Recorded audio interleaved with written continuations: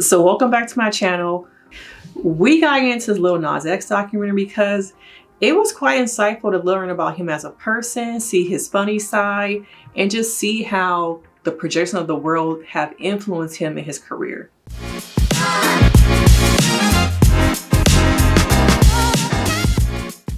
So let's get into it, okay?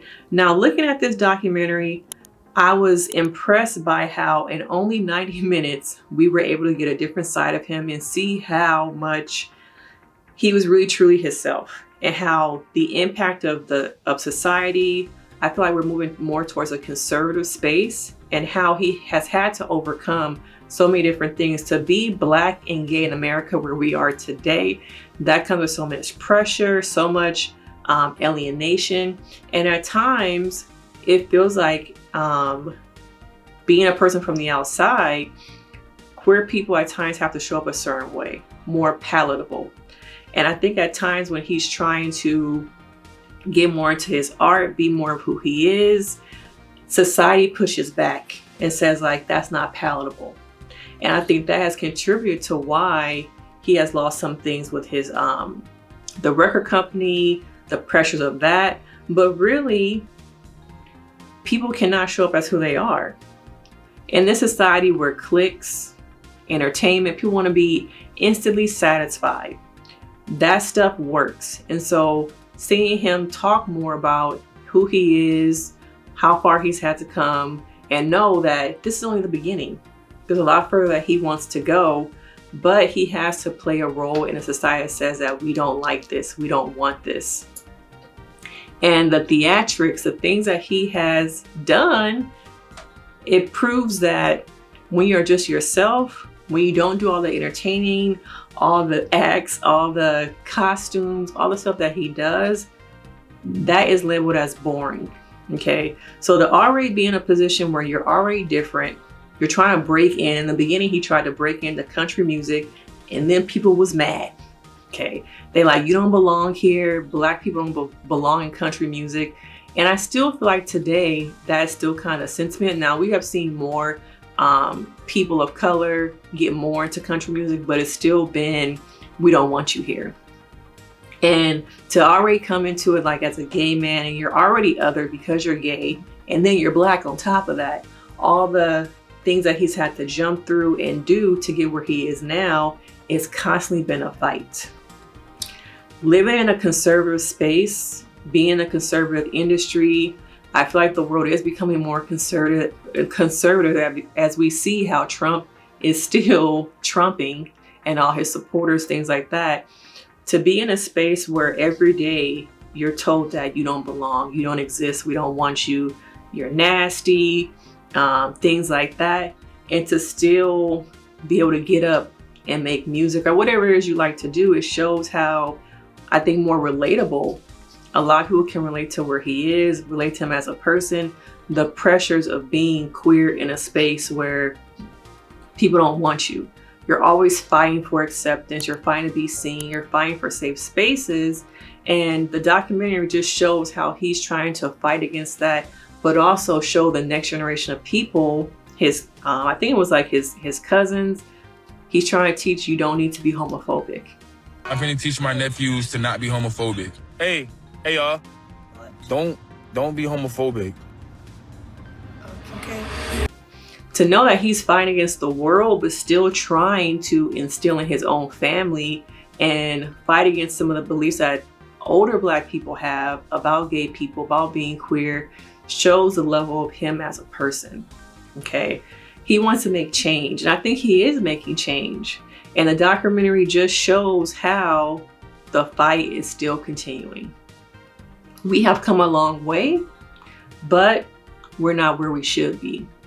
And I think when it comes to queer artists, Black queer artists who are more femme presenting, we look at Saucy Santana, is the most notable person. There's other people that I have come across. It's your boy Candy. I don't know if you're familiar with some of the, some people might know him, some people not, but he's also a queer rapper.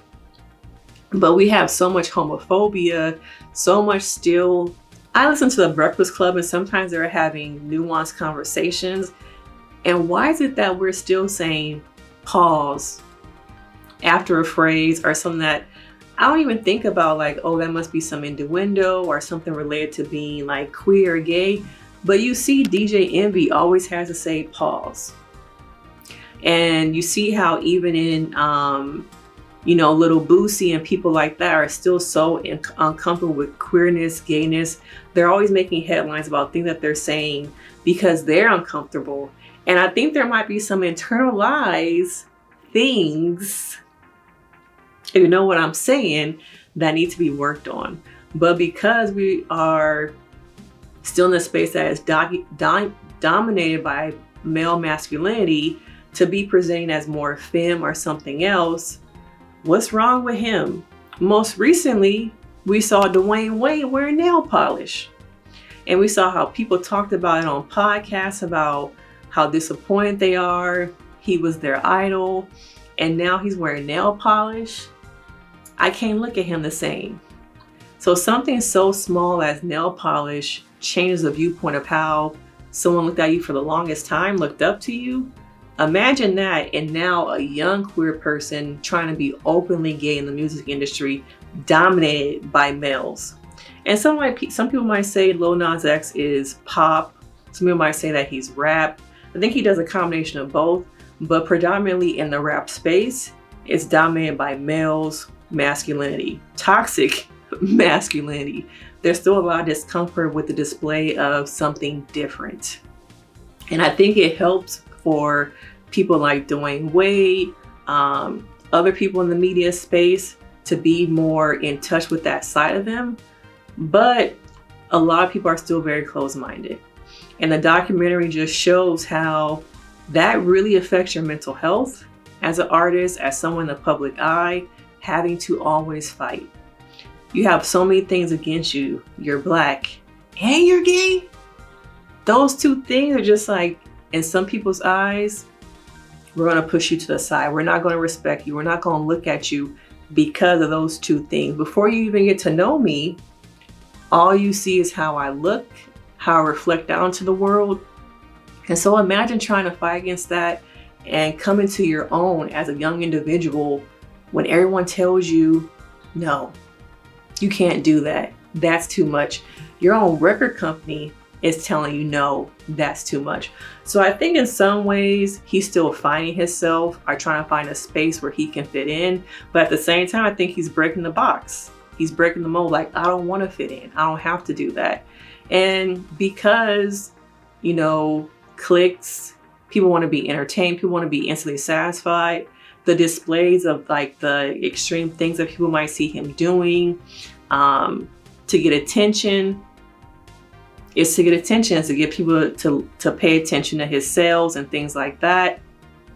But I just want to go here quickly and talk about just how there's so many nuances in this documentary and his role in the world, and this is only the beginning. I hope that we can become more open-minded, have safer spaces, and we can fight back against the conservatives who are now starting to control media. But let me know your thoughts, because we can get into it, and I will see you guys in the next video.